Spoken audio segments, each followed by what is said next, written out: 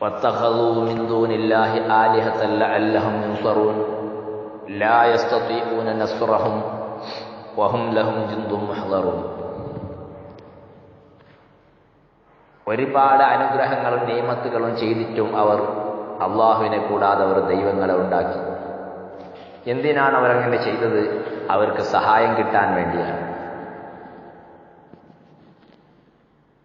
ആ ദൈവങ്ങൾ അവരെ സഹായിക്കാൻ സാധിക്കുന്നതല്ല, അതിനുള്ള കഴിവും അവകൾക്കില്ല.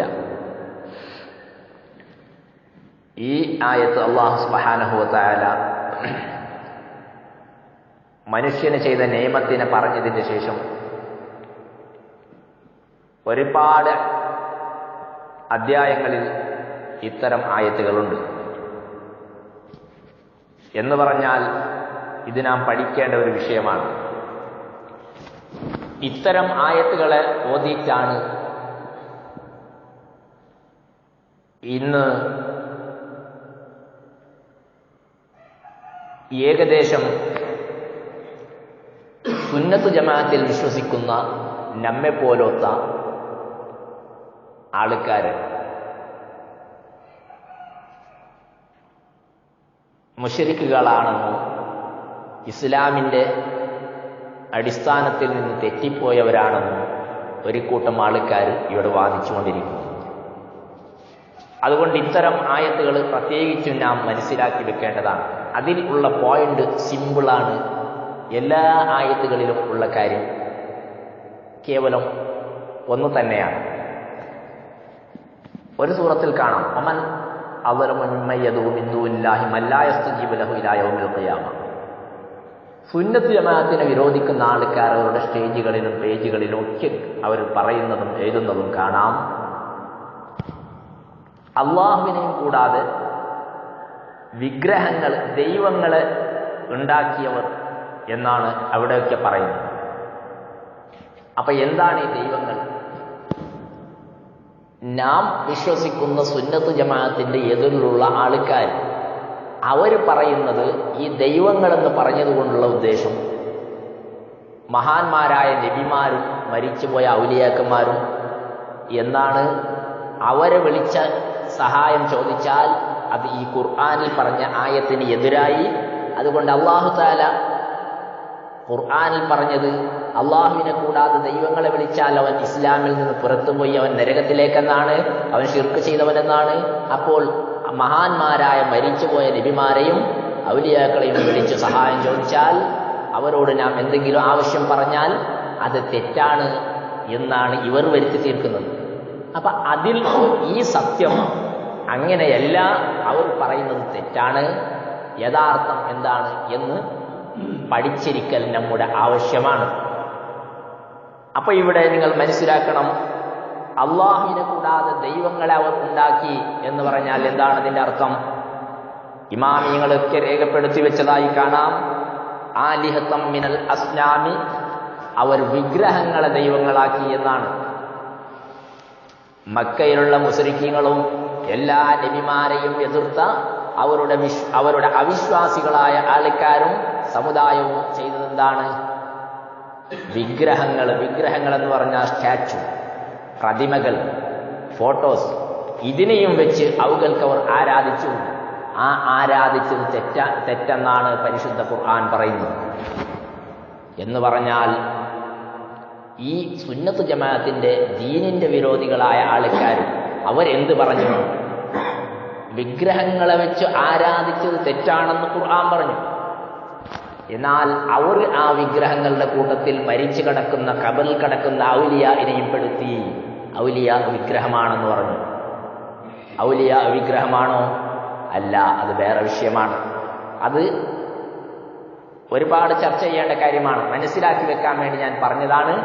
അപ്പോ വിഗ്രഹങ്ങൾ എന്ന് പറഞ്ഞാൽ മറ്റു മതക്കാർ ആരാധിക്കുന്ന വിഗ്രഹങ്ങൾ എന്നാണ്. അവകളോട് സഹായം ചോദിച്ചിട്ട് ഒരു കാര്യവുമില്ല എന്നാണ് ഖുർആൻ ഒരുപാട് സ്ഥലത്ത് പറയുന്നത്. പക്ഷേ അതിനെ ഇങ്ങോട്ട് ചാർത്താൽ തെറ്റാണ്. അപ്പോൾ നാം ചോദിക്കും, അങ്ങനെ മഹാന്മാരോട് നാം ഇപ്പോൾ വിളിച്ച് സഹായം ചോദിക്കലുണ്ട്, അപ്പൊ അതിന്റെ വിധി എന്താണ്? നാം ഇപ്പൊ മൻഖൂസ് മൗലൂദിൽ പറയുന്നു യാ സയ്യിദി ഖൈറൻ നബി, ഖൈറായ നബിയെ ഇർതകബതു അൽ ഖതാ ഗൈറ ഹസ്രിൻ വഅദദ് ലാ കഅഷ്കു ഫീഹി യാ സയ്യിദി ഖൈറൻ നബി. അല്ലാഹുവിന്റെ ഹബീബായ നബിയെ, ഞങ്ങൾ ഒരുപാട് പ്രശ്നത്തിലാണ്, പ്രയാസത്തിലാണ്, ഞങ്ങളെ സഹായം ചെയ്യണം നബിയെ എന്ന് നാം റസൂൽ സല്ലല്ലാഹു അലൈഹി വസല്ലം തങ്ങളെ വിളിച്ച് ചോദിക്കാറുണ്ട്. അള്ളാഹിന്റെ റസൂൽ ഡയറക്റ്റായി നമ്മളെ അടുത്തില്ല. റസൂൽ സല്ലല്ലാഹു അലൈഹി വസല്ലം തങ്ങൾ മദീനയിലാണ്. പക്ഷെ നമ്മൾ ഇവിടെ ഈ സദസ്സിൽ നിന്ന് വിളിക്കുന്നു. അപ്പൊ ഇത് ശരിയാണോ തെറ്റാണോ? ഇവർ പറയുന്നത് ശരിയല്ല. ഞാൻ പറയുന്നു ആ പറയൽ ശരിയല്ല. കാരണം അത് വിഗ്രഹങ്ങളോട് ചോദിക്കാൻ പാടില്ല, അത് മാത്രമാണ് പറഞ്ഞത്. ജീവിച്ചിരിക്കുന്ന അല്ലെങ്കിൽ മരിച്ചുപോയ അള്ളാഹു കഴിവ് കൊടുത്തിട്ടുള്ള അമ്പിയാക്കളോടും ഔലിയാക്കളോടും ചോദിക്കാൻ പാടില്ല എന്ന് ഒരായത്തിലും ഇല്ല. അതിന് ഒരു ഉദാഹരണം ഞാൻ പറയാണ്.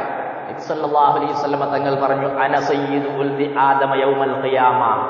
ഖിയാമെന്നാൽ ഞാൻ ആദം സന്തതികൾക്കുള്ള, അതായത് എല്ലാ മനുഷ്യന്മാർക്കും, ആദം സന്തതികൾ എന്ന് പറയുമ്പോൾ ആദം നബി അലൈഹി സ്വലാത്തു വസ്സലാം മുതൽ ലോകാവസാനം വരുന്ന സർവ്വജനങ്ങളുടെയും നേതാവാണ് ഞാൻ എന്ന് അള്ളാഹുവിന്റെ റസൂൽ പറഞ്ഞു. അത് സ്വഹീഹായ ഹദീസാണ്. എന്താണ് ഇതിന്റെ അർത്ഥം? ഈ ഹദീസ് വിശദീകരിക്കേണ്ടത് ഇമാമിയങ്ങളാണ്.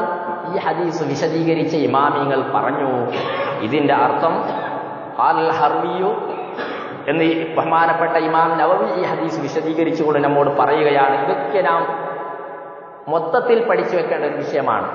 വഖാല ഗൈറു ഹുവല്ലദീ യുസ്സഉ ഇലൈഹി ബിന്നവാഇബി വശദായിദി. പ്രശ്നങ്ങളേത് വന്നാലും പ്രയാസങ്ങളേത് വന്നാലും അഭയമായി നമുക്ക് ഷെൽട്ടറായി ഉപയോഗിക്കാൻ പറ്റിയ, അഭയം ചെന്ന് കണ്ടെത്താൻ പറ്റിയ നേതാവാണ് നബി സല്ലല്ലാഹു അലൈഹി വസല്ലം തങ്ങൾ. എന്നിട്ട് ആ മഹാൻ പറയുന്നു, ഫയഖൂമു ബിഅംരിഹിം വയതഹമ്മലു അൻഹും മകാരിമഹും വയദ്ഫഉഹും അൻഹും. പ്രശ്നങ്ങൾ എന്ന് പറഞ്ഞാൽ നമ്മുടെ കാര്യങ്ങളൊക്കെ അള്ളാഹുവിന്റെ റസൂൽ അത് ഏറ്റെടുക്കും. നബി സല്ലല്ലാഹു അലൈഹി വസല്ലം തങ്ങളെ വിളിച്ച് സഹായം ചോദിച്ചാൽ അള്ളാഹുവിന്റെ റസൂൽ അവർക്കുള്ള പ്രശ്നങ്ങളെ ഏറ്റെടുക്കും. നാം ഒരു MLA പറഞ്ഞാൽ, നാം ഒരു MP പറഞ്ഞാൽ, ഒരു മിനിസ്റ്ററോട് പറഞ്ഞാൽ അവനിക്ക് നമ്മുടെ പ്രശ്നങ്ങൾ, ഭൗതികമായ പ്രശ്നങ്ങൾ അത് ഏറ്റെടുക്കാനുള്ള കഴിവുണ്ടെങ്കിൽ, അതുണ്ടെന്ന് നാം വിശ്വസിക്കുകയാണെങ്കിൽ, അത് തെറ്റല്ലെന്ന് നാം പറയുകയാണെങ്കിൽ, ഇയ്യാക നഅ്ബുദു വഇയ്യാക നസ്തഈൻ എന്ന് ഖുർആന്റെ ആയത്ത് ഓതിട്ട് റബ്ബേ നിന്നോട് മാത്രം സഹായം ചോദിക്കുന്നു നമ്മൾ നിസ്കാരത്തിലും ഫാത്തിഹയിലും ഒക്കെ പറഞ്ഞിട്ട് അവിടെ പോയി MPയോടും MLAയോടും ചോദിക്കൽ ഈ ആയത്തിന്റെ എതിരല്ല എങ്കിൽ എല്ലാ കാര്യത്തിലും നിന്നോട് തന്നെ ചോദിക്കുന്നു അള്ളാഹിനോട് നമ്മൾ സബീക്ക് പറയല്ലേ, ഈ ഫാത്തിഹയിൽ പറയല്ലേ. എന്നിട്ട് പോയിട്ട് ആവശ്യമുണ്ടെങ്കിൽ നമ്മളവിടെ ക്ലർക്കിനോടും അല്ലെങ്കിൽ മറ്റേ ഓഫീസറോടും നാം ഒഫീഷ്യലായിട്ടും അല്ലാതെയും ചോദിക്കുന്നില്ലേ? അപ്പൊ എന്നാൽ നിന്നോട് മാത്രം ചോദിക്കുന്നു എന്ന് പറഞ്ഞാൽ അവിടെ എന്തിനാണ് ചോദിച്ചത്? അതേപോലെ മഹാന്മാരായ നബി സല്ലല്ലാഹു അലൈഹി വസല്ലം തങ്ങളടക്കമുള്ള സ്വാലിഹീങ്ങളോട് നമ്മൾ ചോദിക്കുകയാണെങ്കിൽ, അവരോടൊരാവശ്യം പറയുകയാണെങ്കിൽ അള്ളാഹുവിന്റെ റസൂൽ അത് ഏറ്റെടുക്കാൻ റസൂലുള്ളാഹിക്ക് കഴിയുമെന്നാണ് ഈ ഹദീസിന്റെ അർത്ഥം. എന്നിട്ട് പിന്നെ ഇപ്പൊ ചില ആൾക്കാർ എന്ത് വരുത്തി തീർത്തു? ഈ ആയത്തും ഹദീസും അതിന്റെ അർത്ഥത്തിന്റെ ശരിയായ അർത്ഥം മാറ്റിയിട്ട് തെറ്റായ അർത്ഥം പറയലാണ് ചില ആൾക്കാരുടെ ഉദ്ദേശം. അത് ഈ സോഷ്യൽ മീഡിയകളിലൊക്കെ അത് പ്രചരിപ്പിക്കുന്നുണ്ട്. നമ്മുടെ ചെറുപ്പക്കാരും സഹോദരന്മാരും അത്തരം വിഷയങ്ങളിലേക്ക് അറിയാത്തവർ അത് കേൾക്കാനേ പാടില്ല. കേട്ടാൽ ഈമാൻ തെറ്റിപ്പോകും. എന്നോട് തന്നെ ഒരു സഹോദരൻ ചോദിക്കുകയുണ്ടായി 2 വർഷത്തിന് മുമ്പ്. ഒരു ഉസ്താദിന്റെ ക്ലിപ്പും കാണിച്ചിട്ട് അയാൾ പറയാണ് അയാൾക്കൊന്നും അറിയില്ല. ഞാൻ അയാളോട് ചോദിച്ചു, വുളൂഇന്റെ ഫർള് എത്രയാണ്, നിസ്കാരത്തിന്റെ ഫർള് എത്രയാണ്? ഇയാൾക്കറിയില്ല. ഞാൻ കളിയാക്കല്ല, ആ മനുഷ്യൻ അറിയില്ല, പാവാണ്, സാധുവാണ്, അയാൾക്കൊന്നും അറിയില്ല.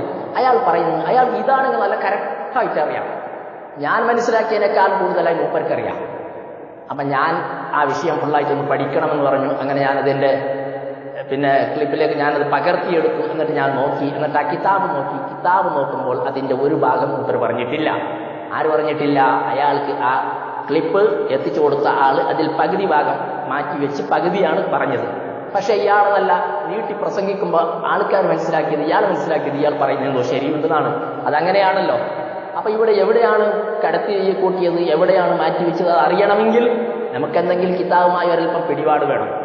അപ്പൊ ഞാൻ ഈ വിഷയത്തിൽ അതുള്ളതുകൊണ്ട് ഞാൻ ശ്രദ്ധയിൽപ്പെടുത്താണ്. അപ്പൊ ഇവർ പറയുന്നവർ ആ ക്ലിപ്പിൽ പറഞ്ഞ ഒരു കാര്യമാണ്. അങ്ങനെ എല്ലാം ഇവർ ഈ പുത്തനാശയക്കാർ പറയുന്ന ഒരു കാര്യമാണ്.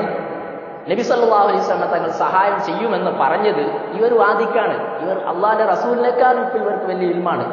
ഇവർ പറയാണ് അത് റസൂൽ സല്ലല്ലാഹു അലൈഹി വസല്ലം തങ്ങൾ ഖിയാമത്ത് നാൾ സഹായിക്കുമെന്നാണ് പറഞ്ഞത്, അതുകൊണ്ട് ദുനിയാവിൽ സഹായിക്കൂല എന്നാണ് ഇവർ പറയുന്നത്. ഇപ്പൊ ഞാൻ ഓതിയ ആയത്തിൽ ഹദീസിൽ എന്താ ഉള്ളത്? യൗമൽ ഖിയാമ, അത് ഖിയാമനാൾ, അവിടെ വന്നാൽ സഹായിക്കും. ദുനിയാവിൽ ചോദിച്ചാലോ സഹായിക്കില്ല. സഹോദരന്മാരെ, അങ്ങനെയല്ല അതിന്റെ അർത്ഥം. ഇയാൾ ഈ ചെറുപ്പക്കാരെ തെറ്റിദ്ധരിപ്പിക്കാണ് ഈ ഹദീസും പിടിച്ചിട്ട്. അപ്പൊ അതിന്റെ അർത്ഥം, ശരിയായ അർത്ഥം എന്താണ്? അതിന്റെ അർത്ഥം ആഖിറത്തിൽ എന്ന് പ്രത്യേകമായി പറഞ്ഞത് അമ്മാ ഖൗലുഹു സ്വല്ലല്ലാഹു അലൈഹി വസല്ലം യൗമൽ ഖിയാമ, ഞാൻ ഖിയാമനാളിൽ നേതാവാണ്, ഖിയാമനാൾ സഹായിക്കുമെന്ന് പറഞ്ഞത്, അതിന്റെ അർത്ഥം മനസ്സിലാക്കി വെച്ചോളണം. മാ അന്നഹു സയ്യിദുഹും ഫിദ് ദുനിയാ വൽ ആഖിറ, നബി സല്ലല്ലാഹു അലൈഹി വസല്ലം തങ്ങൾ ദുനിയാവിലും നേതാവാണ്, ആഖിറത്തിലും നേതാവാണ്.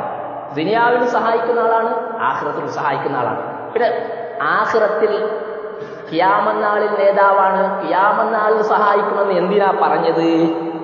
അത് സബബു തഖയീദ് അന്ന ഫീ യൗമൽ ഖിയാമത്തി യദ്റസു ലികുല്ലി അഹദ്, അല്ലാഹുവിന്റെ റസൂൽ നേതാവാണ്, സഹായിക്കുന്ന ആളാണ് ഖിയാമനാൾ എന്ന് എല്ലാവരും അംഗീകരിക്കുന്ന കാര്യമാണ്.